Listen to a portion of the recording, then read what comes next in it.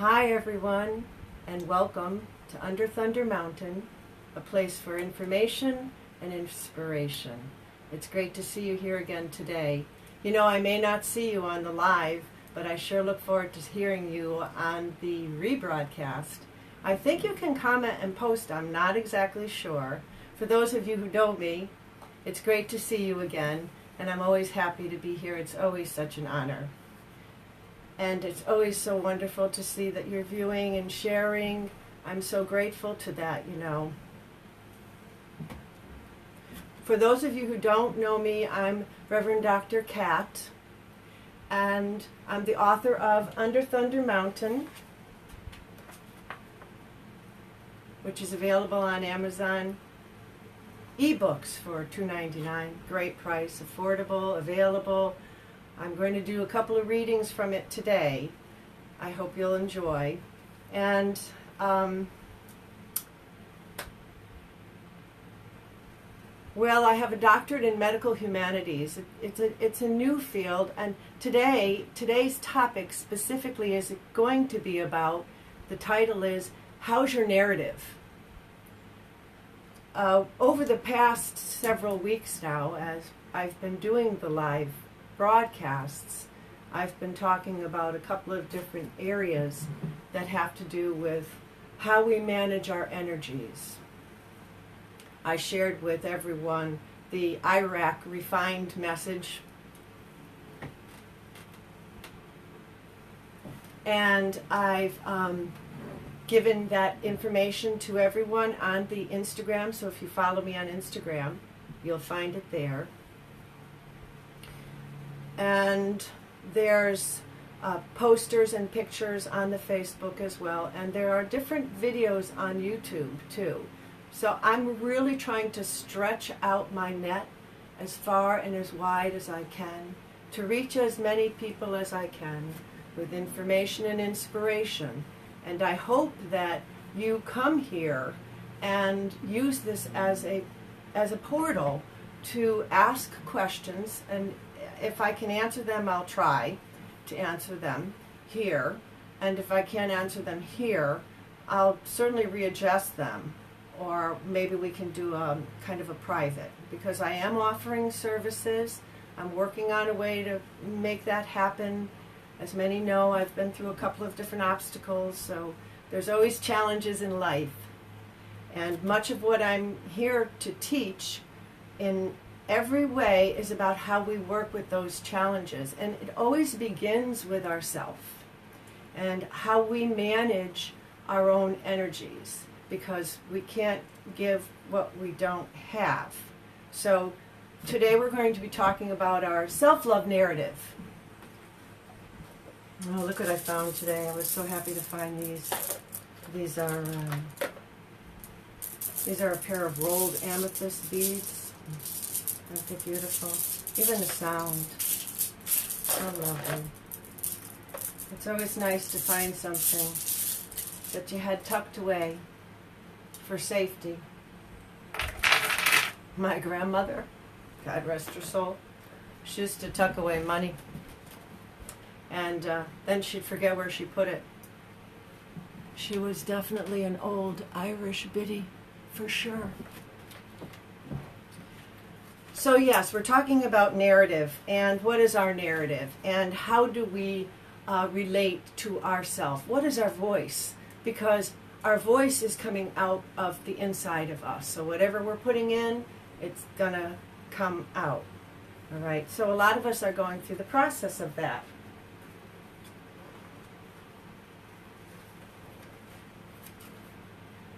I guess after I went through a little bit of thinking on how I would break that down, I came to a three-part, which I love our three parts, 3 is a magic number, of our self-love narrative. How we relate to ourselves, because everything is energy and everything is relationship. Then how do we reflect that? Remember in the first series I spoke about reorienting ourselves so that we could take a look at what's going on and then appreciate the growth that's available through reflecting upon it so that we can absorb the new, relinquish what isn't working, and evolve into even a better human than we could even imagine is possible. Because, as I've said, impossible becomes I am possible at Under Thunder Mountain. So how we relate, how we reflect, and then how do we renew? Because oftentimes when we come into that reflecting space, we can get clogged there with our programmed belief systems that bring in, as I said, we're going to work with either love or we're going to work with either fear. And there's a choice. And in between are the variations of the two themes. So it's a choice that we have to make. We have to make it all the time. And whenever we're making the choice and we move it into a place of action, we manifest it out into the universe, and then we're returned with that same energy. Used to be like, be careful what you wish for.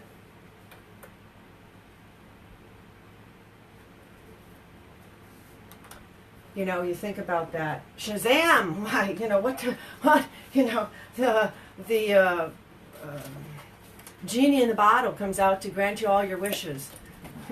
What's your first wish?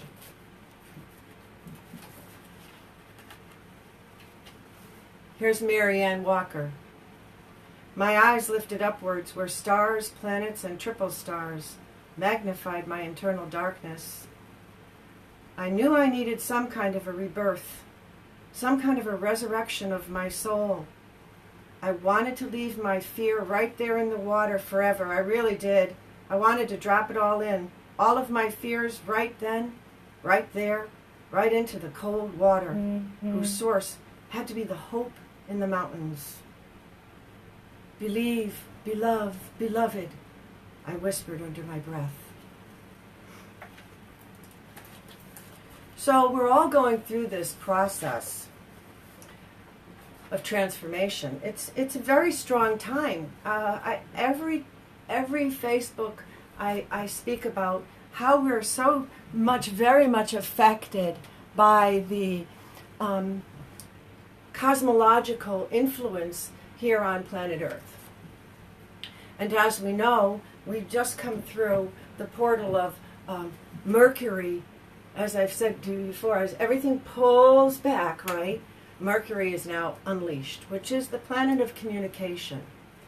And I think our communications can be really refined at this point in terms of how we deliver the information that we have within inside of us, that we want to share, what's our intention of sharing it, always where are we coming from, a place of love or are we coming from a place of fear, and allowing ourselves that opportunity to take a look at it. Because fear in itself is not something that we want to say, I don't want to have anything fearful. Fear can be a very, very interesting instrument for awareness because it lets us know, what is it? Danger, danger, Will Rogers, don't go to the door. Fear is a wonderful trigger to say, stop. Okay.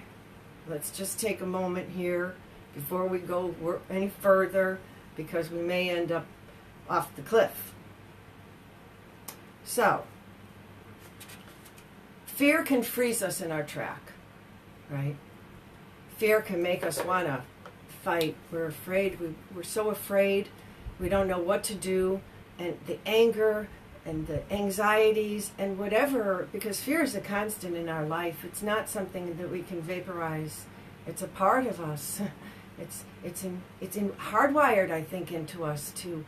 Now remember, I'm no scientist and I'm no medical doctor. I'm just a very inquisitive person who is blessed to be able to spend most of her life in scholarly research, and then it's kind of, I feel like, a beautiful thing to do to be able to share that and make it accessible so that everyone has an opportunity to think and make their own choices. And like I've said a million times, you can't make a choice when you only have one option. You need more than one to make a choice. And every day we're faced with the choice of love or fear. And even when we feel it, it's a human wiring in our system, probably from our primal brain, to let us know that, we don't want to engage in something that could potentially cause us harm. So it's a good thing to have. It's just not something that we want to be controlled by. So there's a difference there. And that's why I said it's always nice to be able to use that as an instrument to reflect upon. We don't have to run. We don't have to fight. And I don't know about freezing, because freezing tends to give the connotation of no movement. You're frozen in time. You're frozen in thought, right? So I like to think of fear as an opportunity for faith to come in. And with faith, we're working with energies, because faith is a substance. It's a substance of something that we hope for. Okay, we're striving always to, I would imagine, be wonderful human beings. And we have visions, and we have callings, and we all have different gifts. And in some ways, we live on different dimensions and different spatial time zones. And we're all here, like right now. Who's here in what time zone? You could be from Africa, or you could be from England, you could be from United States or Canada. Leave a little comment. I'd love to see where you're from. I also love to see your comments on how you're responding, reacting, or reflecting on what I'm talking about, because we're all learning and growing together, and this is a really good place and a safe place. It's all public, and yet, there's a sense of there are boundaries that here we're love and light, so if anyone is crossing the boundary, I'm sure there are plenty of ways where energy can manage that. So I leave that up to spirit. So again, we're moving forward. We've got the Mercury unleashed, and the thing is that Mars is about ready to come forward as well. In addition, we have a Piscean full moon. I put a picture up on some of the social sources that I took of the moon last night. It was so beautiful. And I don't know who's seen the fiery planets out there. That maybe, I don't know. I'm not, as I said, that's not my area of expertise. I just receive the information in, and then I bring it here to this place where we can chat about it.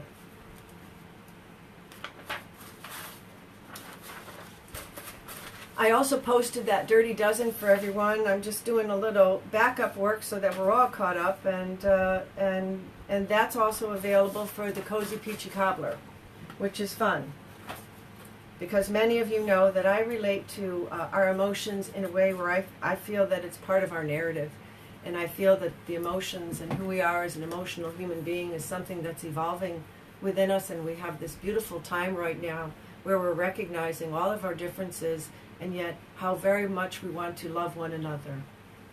And so when we look at faith, faith being the substance, a substance of what we're hoping for, and I believe that we're all hoping for a better humanity and a better world, a better way that we treat one another and that we treat our environment, we treat our animals, we treat the planet, and the love is rising up.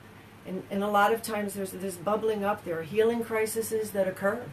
And as we're going through these healing crises, we're purging out. And there's a clear need for understanding and forgiveness during these particular times in our history. I'm so happy to see everyone stopping in. Lovely and blessings. So we can always take the time to sit down, as I said, and reflect. Take the moment to renew something. Take the time to forgive. Take the time to allow ourselves and the people that are in our world, I guess, I don't know what's the word, I'm working these lectures out kind of, live. So I guess the word, was be like, well, we're just evolving. I'm going to find the word that I really want to use. I will find it as we're speaking. I know it will come out.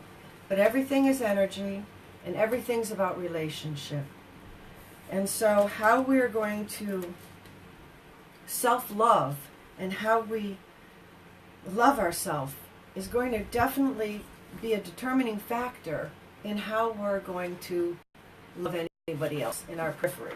And as I said, as we're coming through our upgrades, our transformative processes, and our healing crises, surround yourself with love yourself, and then the love that you surround yourself with will energetically, aurically permeate your environment. And it may take time, and it may not, because ultimately that's something that is out of our control. How we relate to that process and that journey is within our control. So many times we hear it's not about the goal, it's about the journey. But if we live in this kind of nebulous zone of never having any goals, we don't have a focus.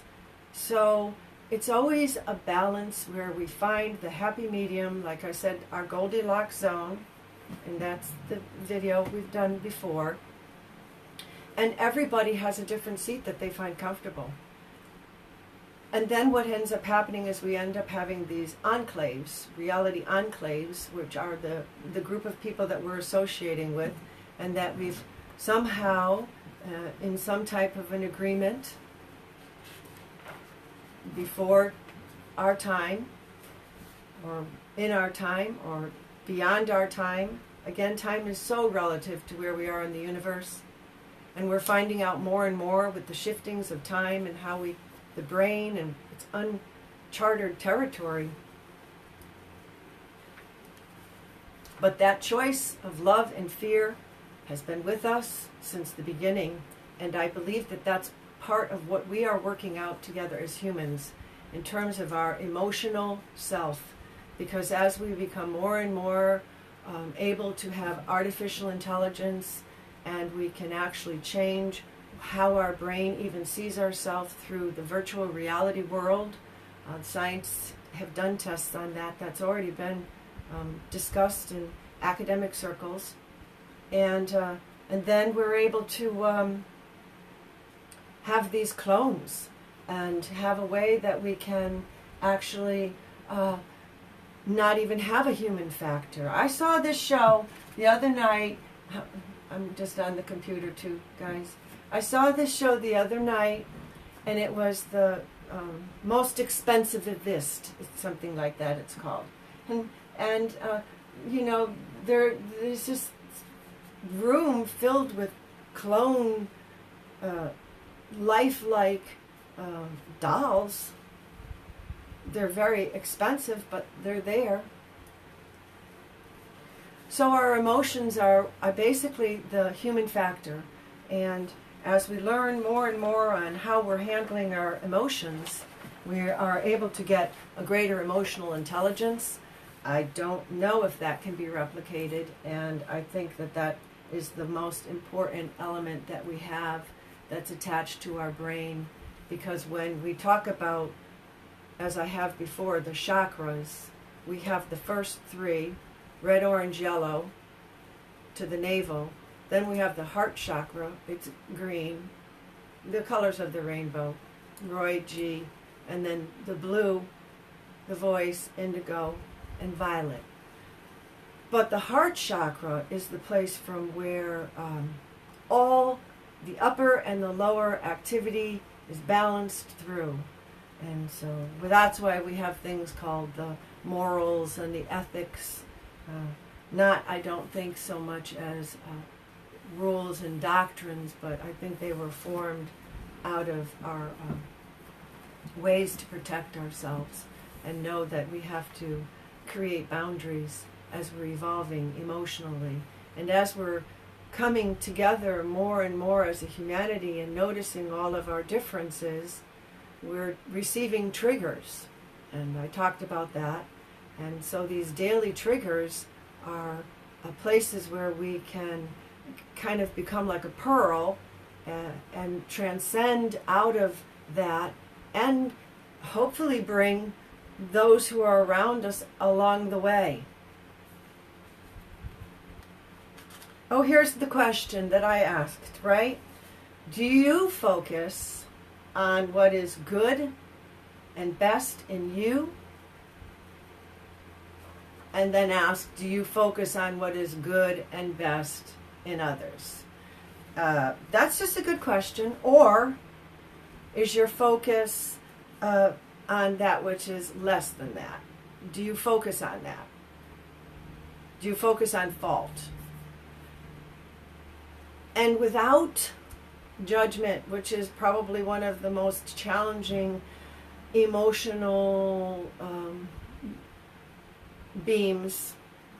balance beams that we walk, is to be able to look at things within ourselves that we say, gosh, I don't really like that part of myself, and I keep working on that. I don't care what it is. Everybody's got a part of themselves that they look at and go, geez, that's not really, that's not my best side. But I think it's our willingness to look at it. And when we look at it, then we have an opportunity to, again, practice love or fear, when fear is going to say all of its friends and all of its fruit from the tree of fear that says everything that it wants to say. You could fill in those blanks. I don't like to give it too much space. So I don't like to give it too much space. So when we look at fear, as I said earlier, underneath fear we have our responses, which could be we're going to freeze in our tracks, we're going to flee, we're going to run, or we're going to fight. And what I've offered as another option is that we're going to practice a faith. And faith, again, as I was saying earlier, is a substance. It's a substance of something that we're hoping for. But it's not yet seen. But faith is evidencing it through this power of hope. So faith is a substance of things hoped for. And it's evidenced in things not yet seen. And that's where I've talked about energy. Because what we see with our natural eye isn't really what really is going on. It's a mirror. We're flipped. There's a lot going on. And we have such a wonderful time right now in our planetary environment to make a lot of upgrades. And these are upgrades that are continuing because, as I said, we're always changing, we're always evolving, and it's in our ability to be flexible and yet balanced in those changes that bring us to a place of, balance is harmony and peace. It's part of the love tree, part of love.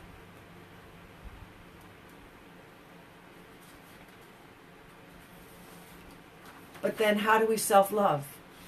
Because so many people that I've spoken with are always talking about love in terms of what they're doing for another person, which is a beautiful thing. Love in action is beautiful. But one needs to ask, are they acting out of a place of love from themselves? Or are they acting out of a place for feeling pity for the person? It's a different energy. And that energy then brings more of that. And communally, as a planet and as a being, we have these great divides that have happened, in so many ways. Medicine is an art. No, it's a science. We have to choose even in our political structures. We've developed these areas where we've got black and white, and yet we know, right? There's so many shades of gray in between. And in that, we're all in it. We're all in it. And then we choose, in many ways, who we want in our circles, who we're allowing in our circles, because we're all in it. And everyone that comes into our life is there for a reason. And as we love one another and we grow and we learn how to practice more and more love, we become more compassionate and we practice more love. And don't think in any way that when we're practicing the love, that that which is less than that isn't going to come in and try to get into the room. Even your ego is your saboteur. We've been constructed in this very interesting dualistic frame where every moment is a choice. And when we don't choose the way we think we should have chosen in the moment, there's an opportunity to forgive. Now, there are some heinous things that have gone on throughout history, and some things aren't even unearthed yet.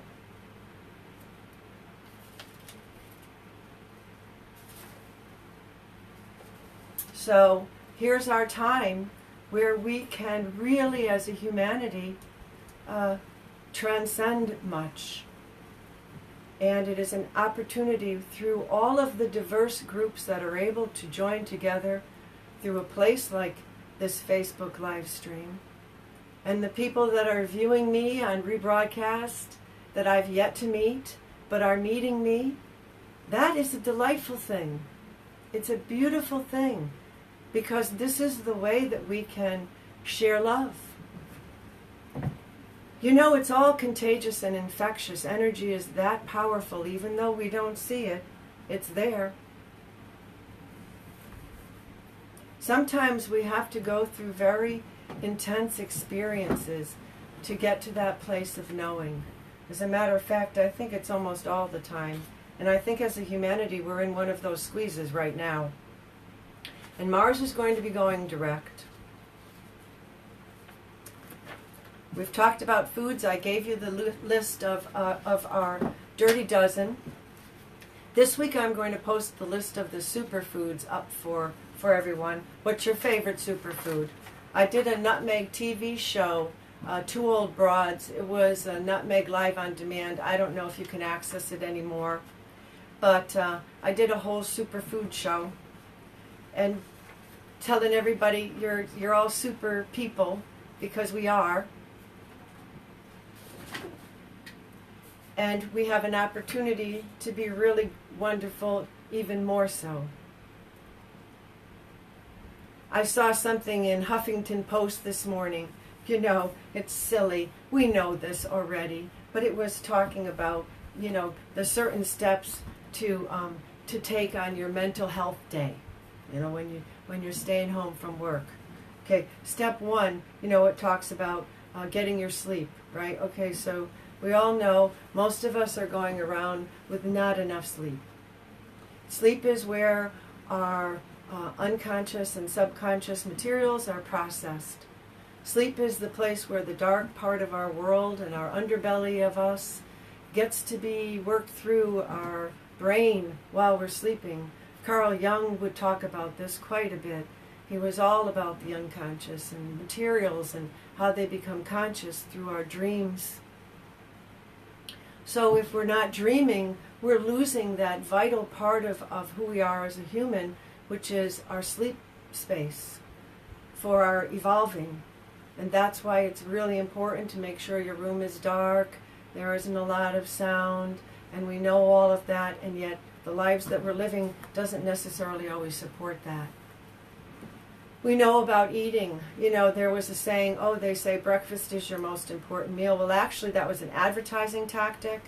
It was used by the bacon industry, the pig industry, because they had an overflow of bacon. And so someone in marketing came up with the idea that if we sold a bacon breakfast with bacon and eggs, we could get rid of the bacon, and we could tell everybody that breakfast is your most important meal. And they did that, and it worked. So, but it isn't necessarily your most important meal. Every one of us are so very different. So what is your narrative? In medical humanities, this is what the debate with medicine is all about. because when the science comes in with the facts and all the things that they're talking about, as we know, I speak to some of my friends who have lost loved ones to cancer, and we know that this portal has been going on for a really long time. The statistics and the data doesn't come out to us, the public, for a long, long time. But the actions and the harm is being done. And then they come back. It's like the whole Monsanto situation. They come back and now, they make some money or what was the name of I can't remember her name, Erin Brockovich. She's down in Washington, ironically, fighting a similar battle to what she fought for a long time ago. So in every generation we're facing kind of the same as we're washing it forward more, and we're evolving, and it's a generational evolution. But we can be responsible for ourselves, and we can handle our evolution necessarily, not know so much. You can be a progressive and be ahead of the time.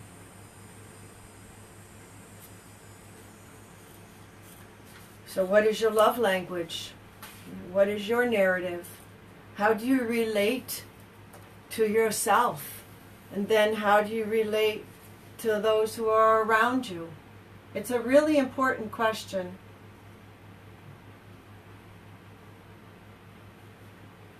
And the only way that we have an opportunity to examine that is through our time that we go through our sleeping. We can examine that with dream journals.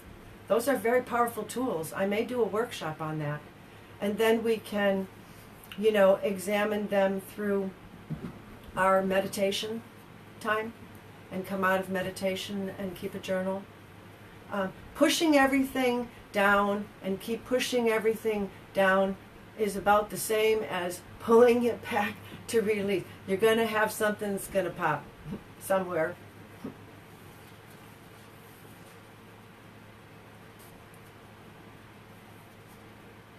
So, how do you relate to yourself?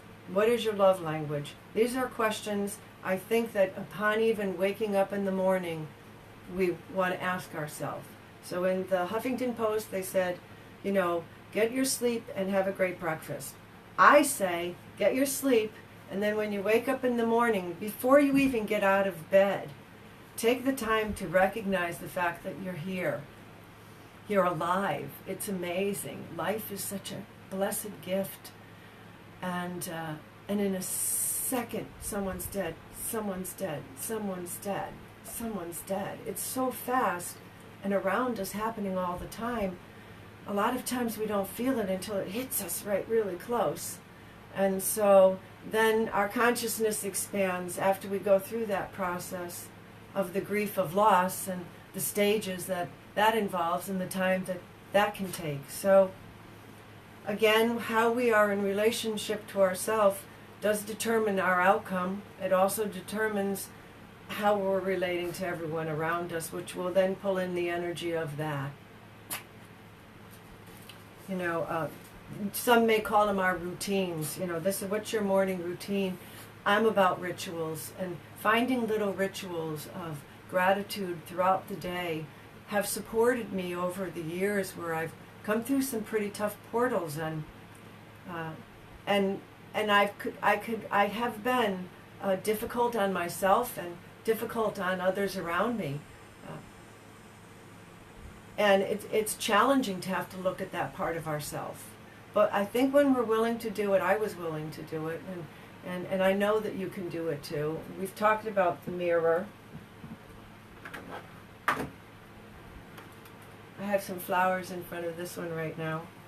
And taking that moment to reflect in the mirror and see where you stand with yourself in the morning when you're waking up, so that you can have a self-affirmation conversation before you even open your eyes. I'm a Reiki master, teacher, trainer, so I pretty much do start my day with Reiki. Before I wake up, I'm laying in the bed doing the Reiki, and then I'll get up. That's part of my ritual. And when it comes down to rituals, again, It's the consistency. So in the morning, if you brush your teeth every morning when you wake up and you practice that, you hopefully have really good teeth, right? If you don't brush your teeth, then you're going to have some problems. So if you wake up in the morning and you pray, or you practice a yoga session, or you take a walk, and you allow yourself that opportunity to spend some time with yourself, process a dream before you get up. Try not to be alarmed out of sleep with an alarm clock buzzing you awake into potentially heart attack zone. Be gentle with yourself and loving and kind. And so then the Huffington Post says the next step, you're supposed to eat lunch, and then they want you to have your snacks, and then they want you to have a dinner, and then they also encourage you to have an end of the day time. And I've talked with everyone around that as well. I really encourage us to take that time to unplug. I have a little peanut with me right now to unplug, and at night from the machines, and we had a little disconnect. I'm not sure why that happened, but it reconnected. So find what your wake up moment is, and just take a few days to examine it. See what happens when you wake up in the morning, and how do you treat yourself when you wake up in the morning. Chances are, if you're having some difficulties in the morning when you're waking up, there was something that you're putting in your body that's not feeding the brain very well. And that's where everything comes from, is in that gut zone. It's the yellow zone. And we want to take care of that area. So I will be posting the power foods for us. But I'd love us to all become energy virtuosos astute, right? So that we know that we can't control necessarily everything that's going on around us in our personal lives or in our world, but we do know that we can control our own self. We can control what's going on within inside of us, and there are certain pollutants that can make that very challenging for us to learn how to control. When we're being environmentally polluted, and then the food is maybe not the best, that's what we're working towards getting better about. Now, when I've gone through my process, as many of you know, I came to a place where I couldn't eat at all, because from whatever happened with the radiation and the damage and the necrosis, basically they would have wanted to remove my intestines. But I've used alternative work, and through that cleansing process, which in the beginning it was, 15 raw juices, and they were not fruit. There wasn't any fruit or sugar or dairy or any even nice, clean, organic kinds of grains. It was juice. And we all hope that you don't ever have to get to that place where you're having to have so much damage done that you have to be so extreme to clean it up, right? So now I'm able to have a more balanced, although I'm still going forward, and I keep it clean. I keep it organic, and I recommend 50-50. So if you can't eat, all raw, which is hard, especially if you're in cold climates, then we want to incorporate cooked food and 50% raw, so that the raw food is kind of like our appetizer. It goes in, it's the live enzymes and the probiotics and the prebiotics, and hopefully even some microscopic soil organisms, and then they create a healthy life inside of the 27 feet, and that feeds through the liver, which filters everything, and then the neuro system receives through the brain, and then just as if you gave a child too much sugar and they overreact, you give an adult too much poison and watch the anger erupt. So when we're going through these portals of our change, working on ourselves and being responsible, and if the people that are in your circle can see they're doing everything that they can do, are you doing your best? Did you do your best? Ask yourself that. Then if you go, well, I could have done better, well, that's relative. Depending upon where you are and what's going on, your A today might not be an A when you have the flu. So that's where the grace and compassion comes in from the love tree. And the fear will bring condemnation, which then creates more, and then the shame, and then more, So the cycles of our energies are going to determine, are you going which way? And that's something we can control. Even when there's a lot going on around us, if we can find our center, that can happen. We can see it, we can transcend it, and then we can come to a new relationship with ourselves. I have a ruby heart on my lap right now. I'm gathering it must be getting time for the video to end. So that means I guess I'll probably be coming back next week with a continuation of this, and then I can definitely ask the question that I asked today is, what is your relationship? What is your narrative? How do you relate to yourself? And then how do you relate to others?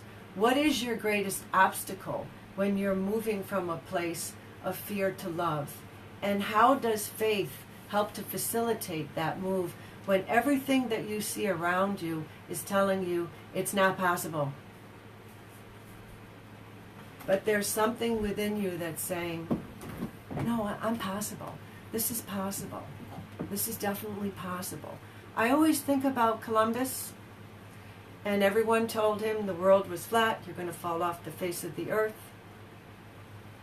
And even though I'm not a fan of, how we move from continent to continent and re-inhabit places throughout history, we have a whole, map we can look at around that.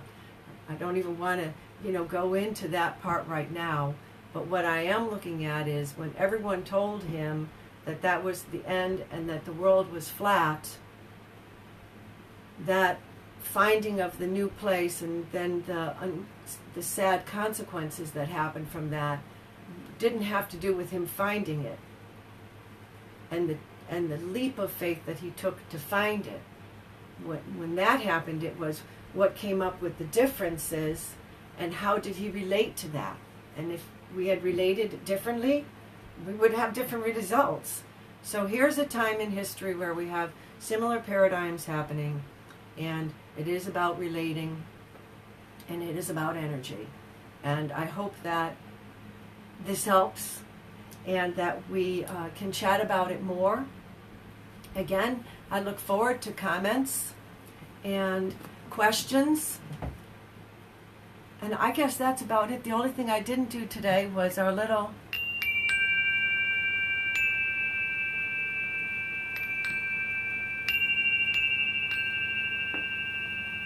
So blessings of love and light. Choose love. Be kind to yourself. And have a good night's sleep. And wait in the morning before you get up so that you can record your experience and what you've learned. Draw it. Write anything down. And use your faith to leap out of fear and into love. Blessings. I hope to see you next Thursday on the live chat with Dr. Kat. Again, if you're interested in anything regarding Reiki healing in the New England area, I'm here. I'm open to come and do some inspirational speaking or workshops in any of the venues that you may have available. I also do home workshops, so if you're interested in that, please remember to give me a little ring up on underthundermountain@gmail.com. You can contact me there very easily. And that's about it for today. Have a blessed full moon in Pisces. And get ready because Mars is going forward, and we'll talk about that next week. Love you much. Love yourself. And just be love. Thanks much for coming. Bye-bye.